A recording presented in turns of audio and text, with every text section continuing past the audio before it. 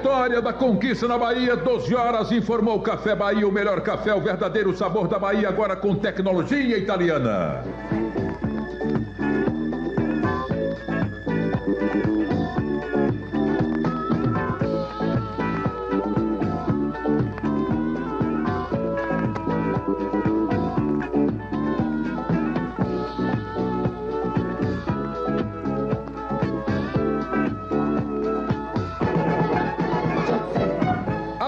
Boa tarde, estamos iniciando pela Rádio Cidade AM 1550 em Brasil FM 107,7, mais uma edição da Resenha Geral, nesta quarta-feira, 31 de março. Na abertura da Resenha Geral, os destaques, as manchetes com Júnior Patente. Pedral Sampaio fala do golpe militar de 1964. INSS inicia pagamento de benefícios nos 5 dias úteis. Ministério da Saúde faz auditoria em 3 cidades da Bahia. Servidores do Estado farão protesto contra Planserve. Serrano começa os treinos com bola visando o retorno à primeira divisão do Campeonato Baiano. Hoje tem Brasil e Paraguai pelas eliminatórias.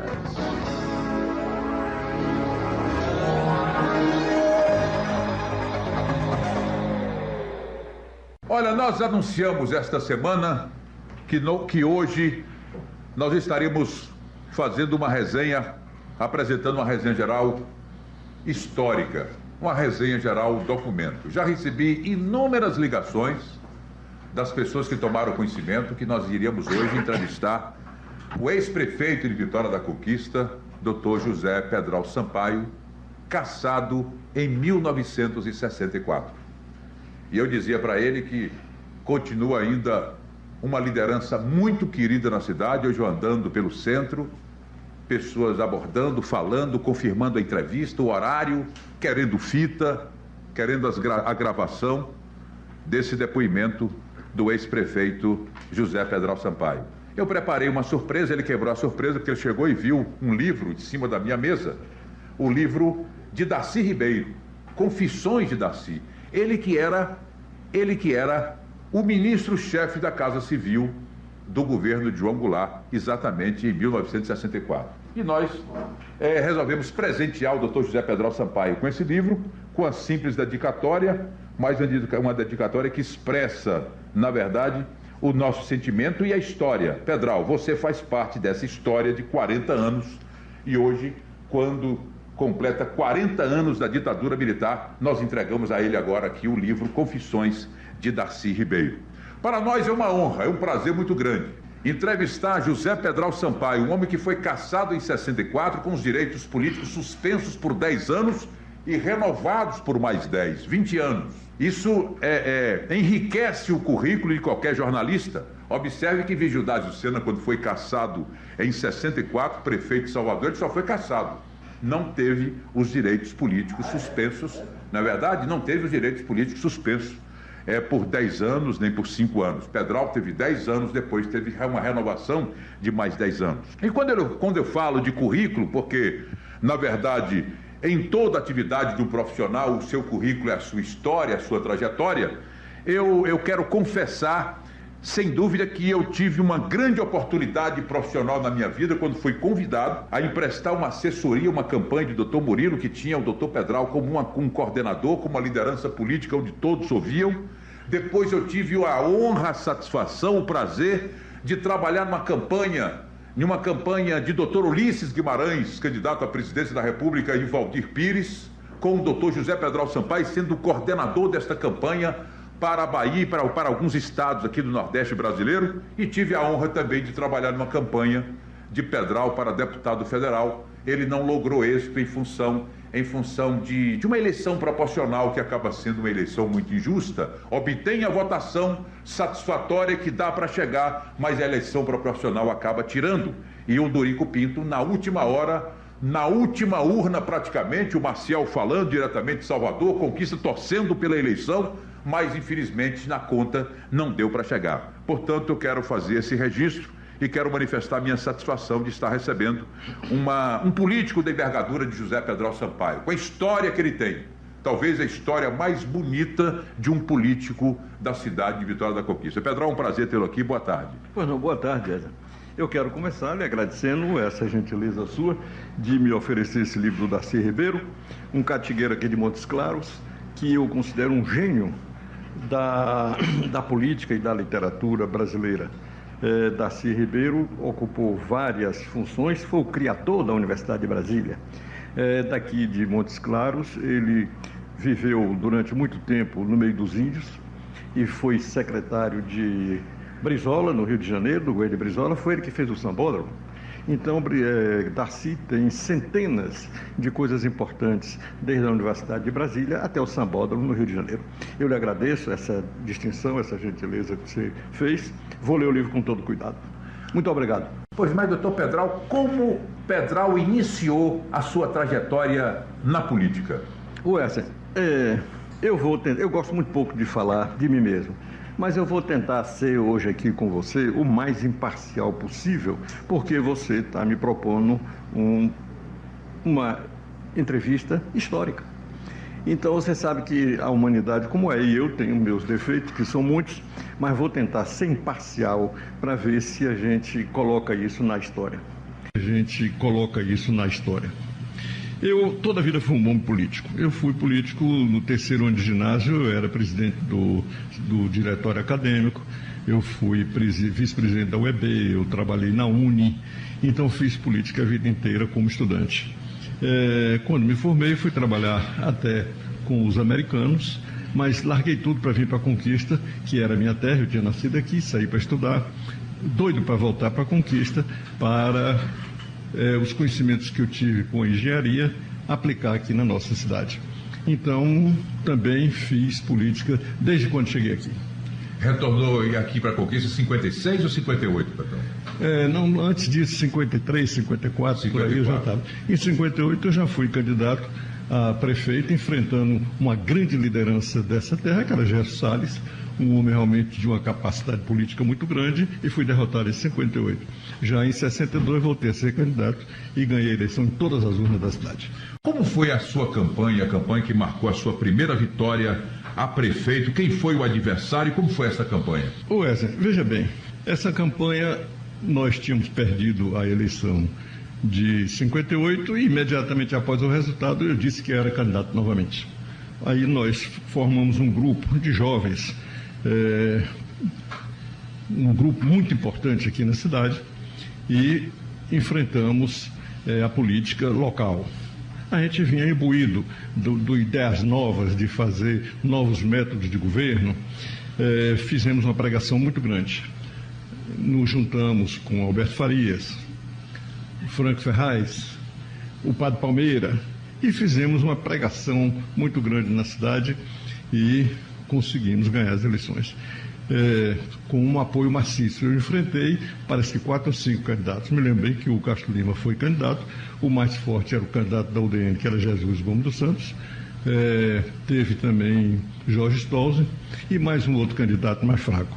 Mas eu ganhei somando todos os outros. Devo dizer que sou e continuo muito amigo daqueles com quem eu enfrentei, como Jesus Gomes dos Santos e o Castro Lima. Doutor Pedral, como é que foi o seu curto mandato? Ganhou a eleição em 62, assumiu a partir de 63. Como é que foi esse curto mandato até a cassação?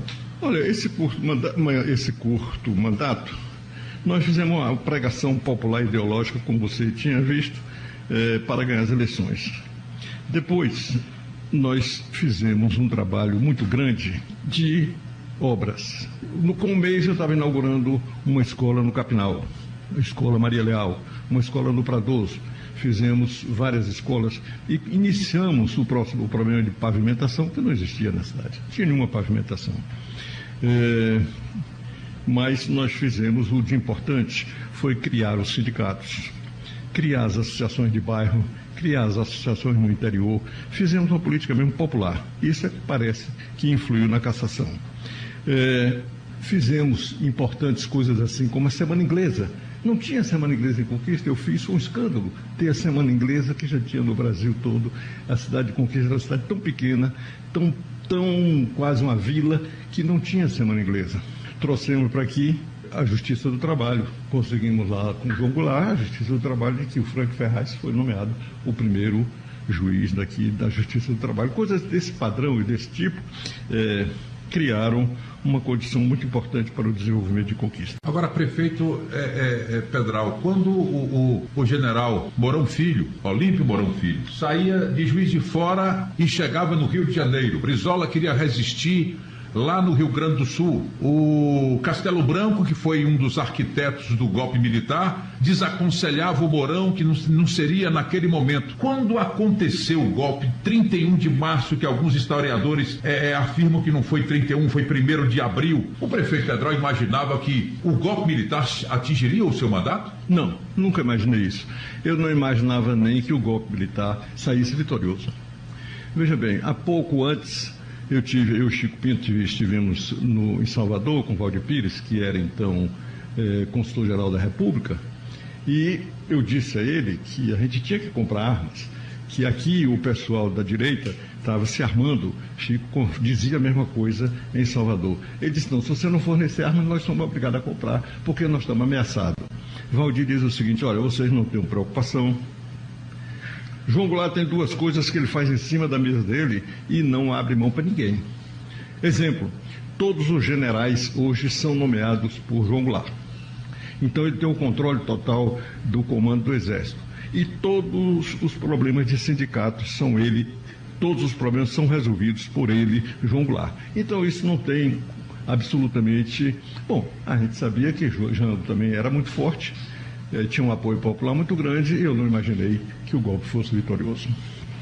Lembro bem que me procurava o Pérez, por exemplo, com muito receio, o Franklin, e eu tentava dizer a eles que eu não acreditava nessa vitória do golpe militar. Agora, prefeito Pedral Sampaio, cassado em 1964, era prefeito de Vitória da Conquista. Por que a cassação? O que o senhor atribui a esta cassação com tamanho rigor? Cassado, preso, destituído, perdeu os direitos políticos por 10 anos, depois, quando venceu o prazo, renovado por mais 10, 20 anos. Por que essa cassação, Pedral? Olha, veja bem, na realidade, a gente tem antecedentes. A gente tem... Os precursores desse golpe foram Jânio Quadros e Carlos Lacerda. Jânio Quadros ganhou uma eleição de uma maneira brilhante, depois meteu os pés pelas mãos, quis dar um golpe, pediu o afastamento, uma renúncia, pensando que o povo ia reagir, que o Congresso não ia votar. O Congresso na mesma hora votou. Tudo isso por uma pregação de Lacerda, que vivia rondando os quartéis. Carlos Lacerda era um expoente da UDN e vivia sempre rondando os quartéis para um golpe, até que conseguiu. Mas aí tem, então, esses precursores são esses. Os antecedentes são... Jango não ia tomar posse. Quando Jânio Quadros saiu, Jango foi impedido de assumir pelo Exército. Mas aí houve uma resistência muito grande.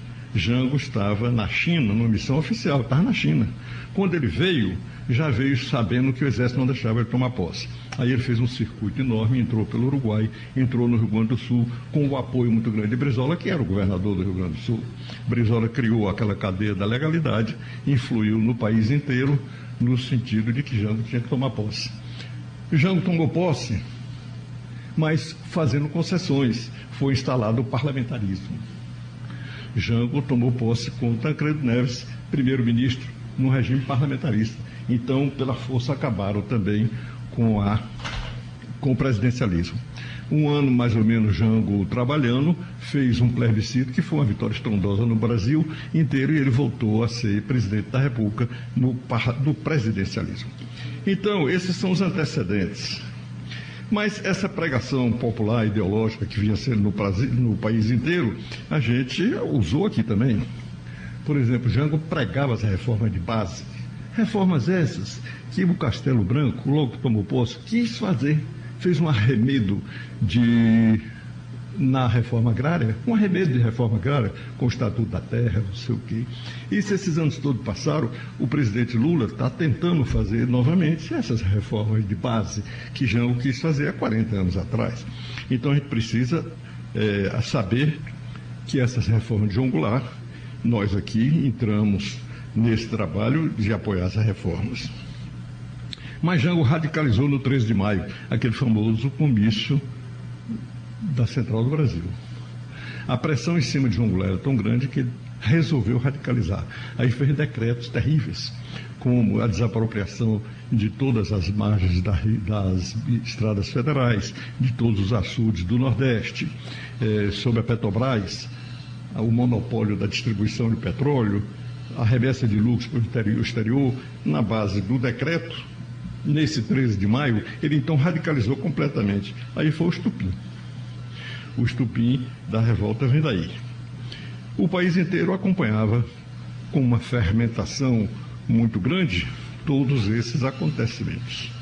Não é? Então, o golpe que foi iniciado em 31 de março foi rápido e violento.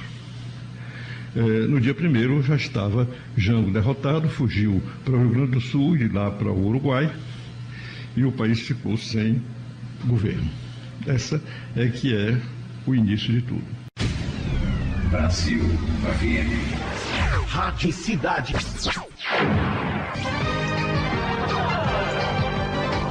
Nós estamos apresentando a resenha geral pela Brasil FM Rádio Cidade, entrevistando o Dr. José Pedral Sampaio, ex-prefeito de Conquista, o único até agora com 3 mandatos, eleito 3 vezes prefeito de Vitória da Conquista, cassado e preso em 1964. Mas, doutor José Pedral Sampaio, soube antes do exército chegar aqui, que eles estavam marchando, eles vieram por Salvador, vieram por Minas, como foi a chegada aqui e realmente a repercussão em Conquista? Bem, a chegada foi de Salvador. Toda a trama foi feita em Salvador e eles, num dia só, prenderam praticamente os prefeitos das principais cidades. Foi eu aqui, Chico Pinto, Alagoinhas, Itaberaba, Vígio Dásio, foram presos mais ou menos nessa mesma época. Mas antes disso eu devo dizer a você o seguinte: pesou muito contra mim a vida de João Goulart Conquista. João Goulart, presidente da República, e eu abro um parêntese para dizer que até hoje, em toda a história de Conquista, só um presidente da República esteve aqui em Conquista, que foi João Goulart. Nenhum outro presidente. 61. 63. Para a inauguração da Rio Bahia. Na inauguração da Rio Bahia, ele veio e ele inaugurou a Rio Bahia, lá na divisa de Minas. Foi feito um campo de aviação lá para ele pousar, para inaugurar a Rio Bahia na fronteira mesmo de Minas com Bahia. Essa inauguração foi tão importante que estava aqui o governador de Minas, Magalhães Pinto, o governador Arraes de Pernambuco, o governador Lamanto Júnior, os ministros todos de Estado, principalmente o ministro da Aviação e Obras Públicas, que fez a estrada. João Goulart concluiu a estrada e fez muito trabalho. Essa estrada foi iniciada, a Rio Bahia foi iniciada por Juscelino. Jango não parou, mas também não fez nada. Jânio não parou e não fez nada. E Jango terminou a estrada e veio inaugurar. Como eu estava muito forte, junto ao Jango, que tinha vindo aqui na campanha de lote, na campanha dele mesmo como vice-presidente, e através de Valdir Pires, eu consegui que João Goulart viesse aqui em Conquista, nesse mesmo dia. Então ele saiu da inauguração, veio aqui, teve um churrasco aí no DNR, e eu levei ele lá no Parque de Exposição. Eu tenho fotografia dele saltando lá no Parque de Exposição. Então, isso marcou muito, porque tem aqui uma coisa muito importante que eu não posso deixar de falar isso aqui agora. Essa vinda de Jango, aqui em Conquista, eu botei todos os estudantes na rua com uma placazinha na mão, água, que era o grande problema nosso. Ele mandou para o Senado, através do senador Aloysio de Carvalho Filho, uma emenda dando, aí em termos de hoje eu não sei, mas vamos dizer, era 1/3 de toda a verba que vinha para a Bahia, para a Conquista. E essa verba veio aqui para a Conquista e todo o serviço de água foi feito com essa verba que João Goulart mandou aqui para a Conquista. Aí já no governo de Luiziana, que foi quem substituiu o Lamanto. Então, essa vinda de João Goulart aqui, Conquista deve a essa vinda dele aqui o serviço de água de Conquista, que vocês sabem como era a Conquista nessa época. Não tinha água, não tinha luz, não tinha energia, não tinha asfalto, não tinha estrada, não tinha telefone, não tinha nada. Conquista era uma vila, na realidade, e hoje se transformou na segunda cidade do Estado. Maior e mais importante do que nós só tem Feira de Santana. Conquista hoje, por todos os índices do que se chama o desenvolvimento, o crescimento, Conquista hoje é o segundo município da Bahia. Eu estou dizendo isso antes de dizer a sua pergunta. que também influiu demais essa vinda de João Goulart aqui. A cassação. A cassação, né? a violência da coisa. Então veio uma companhia que são 100 homens. Chegaram 100 homens em Confins. 100 homens, com metralhadora, carro de assalto, não tanque, mas um tipo de carro de assalto, para que eu disse hoje na tarde, eu digo, passava um telegrama, eu ia, não precisava vir aqui um exército para me prender. Mas a violência foi muito grande. Eu fui preso, fiquei incomunicável, e da cela onde eu estava... Aqui preso no batalhão? Preso aqui no batalhão. Quem é que ficou preso com o Pedral nessa época? Olha... E como foi a abordagem à prisão? Como você foi abordado? Abordado da seguinte, eu saí de casa, eles estavam na porta do clube social, e disse, ô prefeito, eu disse, não, eu ia lá fazer uma visita ao exército, chegou aí, ele disse, então vamos embora. Ele disse, eu estava aqui vendo lá a instalação lá do batalhão, está muito ruim, eu vim ver se a gente transferia o pessoal para aqui, para o clube social. Ele disse, eu estava aí, entrei no carro, ele disse, então vamos embora. Nessa hora já entraram 2 tenentes no meu carro, que era uma rural da prefeitura. Eu fui chegando lá e eles me deram ordem de prisão. Lá no batalhão? No batalhão. E eu fiquei então incomunicável. Sem se alimentar, é verdade? É verdade. 2 dias sem comer? 2 dias. 2 dias. A primeira pessoa que entrou depois que eu estava incomunicável foi Vicente Quadros, que era um menino. Eles tinham dado uma injeção da verdade em Vicente Quadros. Chegou tremendo. Deve ter sido água destilada, eu não sei o que é que provoca isso. E ele baixou tensão, essa coisa. Eu ainda brinquei muito com ele. Ele disse, rapaz, eu estava de paletó, né? Aí eu já estava frio. Eu digo, Vicente, viste esse paletó aqui que é de homem, deixa de estar tremendo, não sei o quê. Eu não conhecia ele, não conhecia Vicente. Mas foi o primeiro contato que eu tive. Bom, mas aí eu, na cela, vi passar, se você me permite eu dizer aqui alguns nomes, foram presos cerca de 100 pessoas aqui em Conquista. 100, mais ou menos. Desses 100, 29 responderam o IPM, que é o inquérito policial militar. Chama IPM, Inquérito Policial Militar. Desses 29 foram para Salvador, eu tenho o nome de alguns aqui. Seria interessante divulgar. Eu tenho, mas aí eu via passar, por exemplo, Camilo de Jesus Lima, preso, uma personalidade como Camilo, Hugo Castro Lima, Everardo Publi Castro, Raul Ferraz, que era estudante ainda e suplente de vereador, Anfilófilo Pedral, Franklin Ferraz, Demócrito Caires, Paulo Demócrito Caires era estudante também. Emetério, você lembra? Emetério era do Partido Comunista, tinha uma livraria aqui. João de Alfonso, que era técnico em rádio. Vi muita gente do banco. Reginaldo Santa, Dinaldo Teixeira, Flávio Viana, que era presidente do sindicato operário, Périx Guzmão Regis, que era meu líder na Câmara de Vereadores. Era o vereador e era o líder do prefeito na Câmara de Vereadores. Muito bem, aí ainda tinha Raimundo Pinto, comerciante, Lúcio, que era do Banco do Brasil, Alberto Faria, Cláudio Fonseca, Vicente Quadros, Raimundo Pinto, Birajara Brito, todos esses foram personalidades da política, da sociedade, do comércio, da indústria de conquista, que foram detidos aqui. Desses que foram detidos, desses 100, 29 foram para Salvador, como eu me referi. Teve até um radialista, o Gilson Moura, que disse que não foi preso pelo que ele fez em partido político, mas porque ele era presidente do sindicato. Exatamente. Gilson Moura era presidente do sindicato. Como esse pessoal do banco, a maioria foi porque era de sindicatos, de bancários. Agora, prefeito federal, como é que foi esse momento lá dentro de tensão no 9º Batalhão da Polícia Militar, que culminou com a morte de Péricles, que a família contesta, eu me lembro do depoimento do doutor Raul, que ele era o mais otimista, um dos mais otimistas do grupo, e ele apareceu morto na cela. Qual a sua opinião, doutor Pedral, em relação à morte de Péricles? Olha, a minha opinião é assim, eu já não estava mais aqui. Eu tinha sido transferido já para Salvador quando Péricles suicidou. Eu fui para Salvador num carro, eu e Everardo, e no outro carro foi Franklin e Anfilófilo. Foram 2 carros, foram nós 4, fomos os primeiros que foram para Salvador. Depois foram os outros. Em Salvador, eu já estava preso, quando o próprio capitão que me prendeu me falou do suicídio de Péricles. Eu digo, sério, olha, eu conheço Péricles era um homem valente. E eu acho que vocês levaram ele ao suicídio. O Péricles foi levado ao suicídio por vocês. Disse ele, eu já estava preso, não tinha mais nada para perder. Ele então tirou de uma pasta um atestado de 2 médicos de Conquista, atestando que tinha sido o suicídio feito por Péricles. Mas ele foi levado ao suicídio por essa pressão moral, por essa violência que estava se cometendo aqui.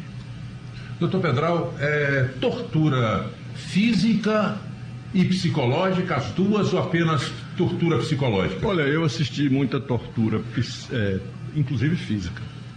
No pessoal aqui de Conquista não teve, só teve psicológica. Mas a tortura era de tal maneira que Camilo de Jesus Lima chegou a gritar com um major que estava entrevistando eles, e Camilo ficou preso lá no Monte Serrato. Ele ficou preso lá em Monte Serrato. Então ele chegou a dizer, me jogue logo aí no mar, mas não faça isso comigo que eu não vou responder, não sei o quê, Pablo. Camilo era um temperamental, não era um... Camilo era outro, um valente também nessas circunstâncias. Então, Pedral, depois de tudo isso, preso em Salvador, qual foi o período? Quanto 50 tempo? dias. 50 dias. Nessa parte que eu estava preso, eu ainda estava respondendo o IPM, o inquérito policial militar, quando o próprio capitão que tinha me prendido aqui me mostrou o decreto de Castelo Branco. O ato era a penúltima lista, ou a última lista, eu saí numa dessas duas, até na lista em que estava o Juscelino. Tendo os direitos políticos suspensos. Ele disse, olha, não foi o Exército. Eu digo, eu não assinei ainda. Eu não assinei nenhum interrogatório. Como é que acontece isso? Ele disse, olha, isso aí foi feito pelo governo do Estado, através da Secretaria de Segurança Pública. Era secretário de Segurança Pública do Manto, um coronel do Exército, que é o coronel Cabral.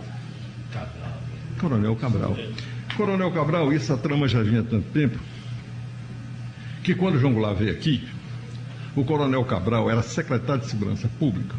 Eu, preocupadíssimo com o problema da segurança, eu não sabia que o presidente da República tinha uma segurança tão grande, que acha como hoje a gente vê, mas eu, preocupado, procurei o Lomanto. Ele disse, não, meu secretário está aqui em Conquista, e o presidente traz uma guarda pessoal. Muito bem, sabe o que Cabral fez? Foi para Itapetinga, para a fazenda de um amigo dele. Quando o João Goulart chegou em Conquista, Cabral não estava aqui em Conquista. Tinha vindo para dar segurança ao presidente da República e foi se esconder lá em Itapetinga, não estava aqui no dia. Isso é um fato muito importante.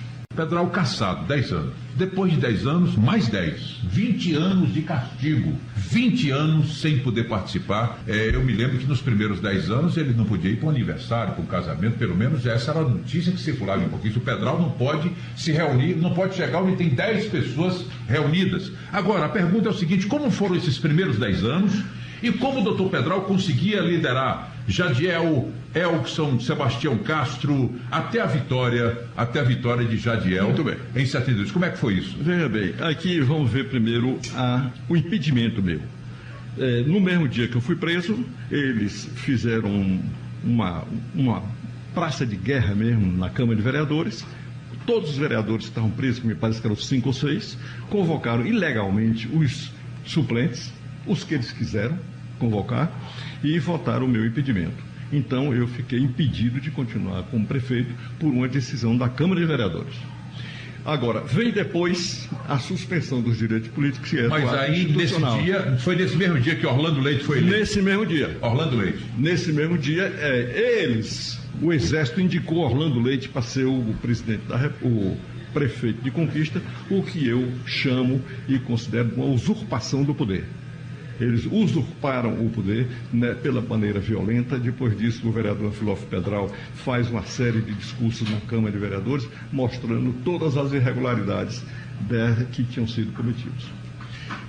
Muito bem, aí Foi preso, foi então votado sobre... Ninguém podia entrar na Câmara. Entraram 2 ou 3 pessoas para fazer a ata e isso valeu como um impedimento. Chico Pinto, por exemplo, não foi impedido porque a Câmara de Feira de Santana não se reuniu. A Câmara não se reuniu. Mas Chico não teve direitos políticos suspensos, continuou fazendo política, foi candidato, etc. Eu não pude participar de nada. É isso que você diz, com algum exagero, de batizado e aniversário, mas a violência era muito grande. Eu vou dizer, quem tinha direitos políticos suspensos, como Valdir Pires teve, como Darcy Ribeiro teve, você praticamente não podia fazer nada. Eu não podia ser professor, não podia fazer um concurso, não podia construir para o governo, não podia entrar em concorrência pública, não podia participar de uma reunião pública. Empréstimo bancário, nem pensar. O gerente aqui do Banco do Brasil me chamou com muito cuidado, me mostrou uma decisão interna do banco. E hoje todo mundo sabe que essa decisão foi para o Brasil inteiro.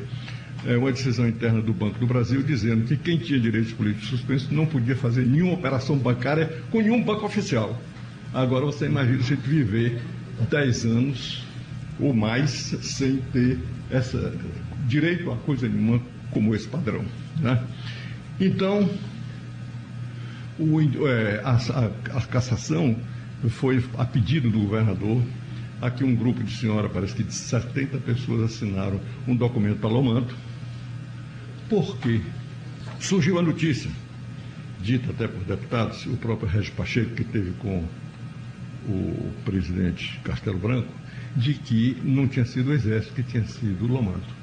Então esse grupo de senhoras fez um ofício para o governador e os jornais da época todos publicaram a decisão do coronel Cabral, dizendo que tinha sido mesmo feito pelo governo do Estado. Uma covardia muito grande do governador na época. Agora, como é que o doutor Pedral comandava e conseguia liderar com essa pressão toda nesses 10 anos, até a vitória de Jadiel, em 72? Ô Wesley, você tem que entender que quem sofre uma violência dessa quer ir à forra. Eu trabalhei a vida toda pelo que eles chamavam, é um termo que eles usavam aí, que você queria ir à forra. Revide, não, Eles tinham um termozinho que diziam. Por exemplo, eu lembro bem, eu saí daqui e fui ver uma cisterna de um amigo meu em Zé Gonçalves. No outro dia, o tiro de guerra que já me chamava para saber o que é que eu tinha que fazer em Zé Gonçalves. É uma violência, era realmente uma violência. Era um patrulhamento total. Bom, mas aí como a gente queria ir à forra, que o termo B eu não lembro como é que eles diziam, nós começamos a fazer a campanha política. O primeiro foi Gilberto Quadros, que ganhou a eleição. Isso é outro assunto importante. Gilberto Quadros foi candidato das oposições do MDB na época, ganhou as eleições e na hora depois de apurado, Castelo Branco botou Juracy no Ministério da Justiça, porque o ministro da Justiça era um homem íntegro de Minas, um desses mineiros altamente politizados e de questão de direito. Juracy assumiu o Ministério da Justiça e lançou um ato complementar, porque além dos atos institucionais, tinha os atos complementares. A gente tinha ganho a eleição aqui em Conquista e em Juiz de Fora o PMDB tinha ganho também. E a ditadura não aceitava nem Conquista, nem que Juiz de Fora. Juracy fez um ato complementar, mandando que somasse as legendas de prefeito. Já tinha o ato de que dizia que não somava legendas, de que somava legenda para governo de Estado, mas não incluía os municípios. Aí mudaram as regras. Mudaram as regras do jogo depois da eleição apurada. Depois disso vem Jadiel, que foi realmente um homem de muita coragem. Entrou na primeira eleição, perdeu, e perdeu por poucos votos, perdeu numa violência que o governo do Estado cometeu aqui, e ganhou depois. E daí em diante a gente começou a desenvolver ou a manter a tradição de conquista da cidade, da resistência democrática, e tivemos Jadiel como candidato, ganhou a eleição, depois Raul, depois Murilo, depois eu entrei 2 vezes a mais nessa e levamos um tempo grande com o poder e conquista. Recapitulando, a gente quer lembrar o seguinte: foi o golpe militar no dia 31 de março, o doutor Pedral foi destituído em maio. 6 de maio foi a prisão. 6 de maio a prisão. E lá para o meado de junho, talvez 16, 15, 18 de junho, saiu a suspensão dos direitos políticos, que está publicado. Era o ato institucional e que depois passou a ser ato institucional número 1, porque não tinha numeração, ato institucional. Aí eles passaram, fez o 2, o 3, o 4, até chegar no 5, que foi a maior violência de todas, o ato institucional número 5. 10 anos, depois mais 10. Esta segunda etapa, esse segundo tempo de 10 anos, que primeiro tempo de 10, que segundo tempo de 10 anos, foi mais branda a coisa? Muito mais. Pedro? Não sei se muito mais. Para mim foi mais. Mas é que o ato 5 fechou o Congresso. O ato 5 foi uma violência. O ato 5 foi terrível. O ato institucional número 5. Mas o ato institucional criava todas essas dificuldades, né? Da vida. Quem conseguiu sair, como o companheiro, por exemplo, o Birajara Brito, que conseguiu sair do país, ou Darcy Ribeiro, ou Valdir Pires, os que conseguiram sair. Eu, quando fui solto, a violência era tão grande e as ameaças eram tantas que eu fui para o Rio de Janeiro. Eu levei 1 mês e meio, mais ou menos, escondido lá no apartamento de um parente meu no Rio, já vendo uma embaixada, porque a coisa era se agravando sempre, e eu imaginava pular para dentro de uma embaixada para conseguir me livrar. A embaixada no Rio de Janeiro, essa vinda para o Rio de Janeiro foi mais como uma medida de segurança. Depois a coisa foi acalmando mais e já estava com os direitos políticos suspensos, e quem teve direitos suspensos, ele largava um pouco, né? Estavam cuidando mais daqueles que podiam representar algum perigo. Doutor Pedro, tem mágoa? O prefeito ficou com alguma mágoa ou virou a página a partir do momento que Conquista, mais uma vez, lhe elegeu prefeito em 1982 e depois 1992? Foi 82 e 92. E 92. A eleição, mas eu tomei posse em 93 e 83. Veja bem, mas mágoa não tenho. Não tenho mágoa, não. Agora, acho que foi um prejuízo muito grande para a nossa cidade, para a Conquista, toda a ditadura, e para o Estado, e principalmente para o Brasil. O atraso desses 20 anos da ditadura para o país foi muito grande. A gente se submeteu completamente ao Fundo Monetário Internacional, a gente se submeteu porque eles queriam. Chegou a ponto de se mandar tropa para a República Dominicana. Quando o americano invadiu lá a República Dominicana, conseguiu de Castelo Branco mandar tropa para lá. Como agora estão querendo que o Brasil mande tropa para não sei onde aí, para o Haiti, acho que é para o Haiti. Nessa revolução que teve agora no Haiti. Lula vem resistindo, mas também Lula se submeteu completamente ao Fundo Monetário Internacional. Essa é que é a realidade. A pregação de Lula não está coincidindo com o governo dele. Ele não está... Ele mentiu o povo porque... eu vou parar pelo seguinte: eu disse que queria ser o mais imparcial possível, dando um relato histórico. Não quero entrar... Mas pode ficar à vontade. Na política partidária. Pode ficar à vontade. Não, mas é porque eu disse que queria ser o mais imparcial. E aí eu não posso ser imparcial quando sei que o presidente da República não está, ou fez uma pregação e está fazendo um outro tipo de governo. Ele está fazendo um tipo de governo que se submeteu completamente ao poder americano. Apesar dos prejuízos, é correto a gente falar que Conquista, que é uma cidade politizada, que é uma cidade onde se discute política diferente de Itabuna, de Ilhéus, de outras regiões, e que os ensinamentos da resistência da década de 60, de 70, a forma de fazer política, isso acabou trazendo benefícios para a cidade, para o comportamento político do povo, doutor Pedro? Perfeitamente. Não tenho dúvida nenhuma. Depois que nós reorganizamos o grupo, e que entraram pessoas como Jadiel, Elkson, Gilberto Quadros, Tião, Judaso Cairo, esse pessoal todo que entrou, refazendo o grupo, ampliando o grupo, fez essa resistência e que colocou a Conquista numa posição de muito destaque, como uma cidade livre, independente, progressista, né? Isso tudo vem em função também dessa prisão e dessa cassação. Então, são males que vêm para bem. Talvez Conquista tivesse chegado a esse ponto por essa resistência que a cidade fez à ditadura. Conquista passou a ser uma cidade importante, respeitada na Bahia e no Brasil, pela resistência que fez a ditadura. Afirma-se, Pedral, que Médici, né, e Costa e Silva foram os dois piores. O Médici na repressão e Costa e Silva com Você quer saber quem foi o pior, né? Mas se falava na época, eu já era rapaz, já estava quase noivo na época, e dizia-se, se Castelo Branco continua, ele seria um bom presidente, ele devolveria ainda ao civil no governo dele, mandaria acabar com todos esses problemas, etc. Tanto que não cumpriu o mandato todo, foi tirado antes. Golpe militar não é bom para ninguém, mas que o Castelo Branco poderia ser mais brando, vamos dizer assim, com vocês na época? Acho que sim. Veja bem, Costa e Silva chefiava a ala radical, que era para matar mesmo, e como mataram. Basta dar um exemplo. Costa e Silva fez uma viagem, era ministro da guerra, saiu e disseram que ele estava sendo mandado para o exterior para tirar ele. Ele deu uma declaração na imprensa e disse: saio ministro da guerra e vou voltar ministro da guerra. Semelhante fez agora o Disseu, Zé Disseu, disse: não vou sair do governo. Ora, um cargo de secretário, de ministro, é o chamado cargo de confiança. O poder quem tem de dizer que fica ou que sai é o executivo, no caso o presidente da República. Lula é quem tem que dizer: Zé Disseu não sai do governo. Muito bem, mas Zé Disseu disse, que eu assisti ele dizer: vou continuar ministro, não sai do governo. Costa Silva, que era um homem forte dentro do Exército, disse: saio ministro e volto ministro. E realmente ocupou a pasta.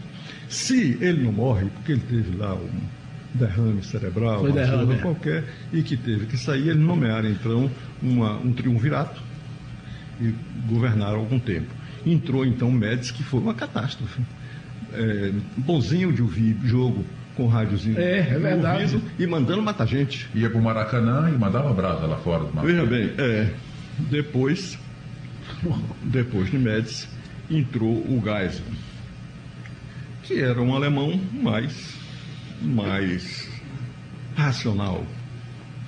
Ele viu e tinha o bruxo, que era o Golbery. O Golbery da Costa Silva, que era um intelectual, que era um estudioso, que tinha um dos grandes arquitetos do golpe de Estado, mas era um homem preparado. Então, aí ele conduziu tudo para que não fosse, que o Médici não fizesse o substituto que eles queriam.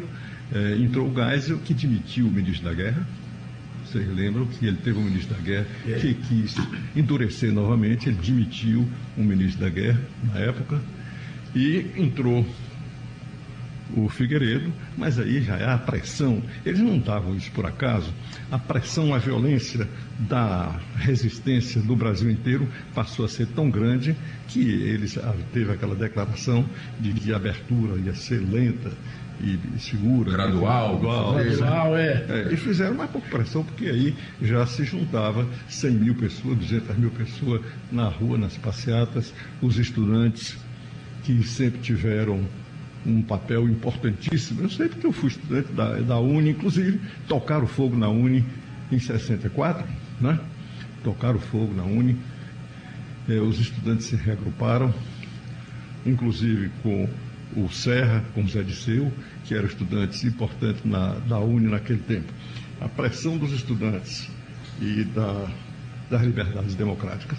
Agora, se você quiser fechar tudo, o prejuízo a esse país na democracia, o atraso dos direitos humanos, o atraso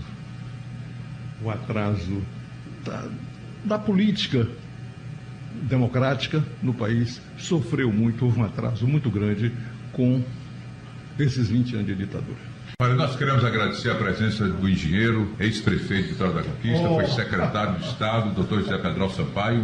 Uma entrevista, eu dizia que nós iríamos fazer um programa, uma resenha documento, uma resenha histórica, e sem dúvida já recebemos ligações de professores da universidade solicitando o material. Muitas pessoas ligaram hoje pela manhã pedindo. E eu dizia para o doutor Pedral, não sabia que ele continuava sendo tão querido na cidade, e o pedralismo em Conquista é muito forte e muito consolidado ainda na cidade. Doutor Pedral, muito obrigado pela sua presença. Me sinto, nesse momento, honrado pela sua presença aqui nesse dia de 40 anos do golpe militar. Muito bem, Ézio, eu agradeço a você, a rádio, a presença dos companheiros repórteres aqui também. Devo dizer que sempre evitei fazer declarações sobre esse fato, porque eu era muito envolvido. Mas, passados 40 anos, e a capacidade sua como repórter de criar essas condições me levou a fazer essa declaração que, na realidade, eu quero que seja histórica. Tá aí, falamos com o Dr. José Pedro Sampaio, em nome da direção da rádio. Nós queremos agradecer a presença aqui na Resenha Geral, com transmissão pela Rádio Cidade e pela Brasil FM. Brasil FM. Rádio Cidade.